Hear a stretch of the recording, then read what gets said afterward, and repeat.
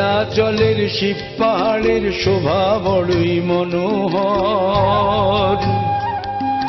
চরণে তার ব্রহ্মপুত্র কামাখ্যা যে মাথার পর। তন্ত্রপীঠ শক্তিপীঠ এই তো সেই কামাখ্যা, এখানে মা মহামুদ্রা মেটায় সবার আকাঙ্ক্ষা।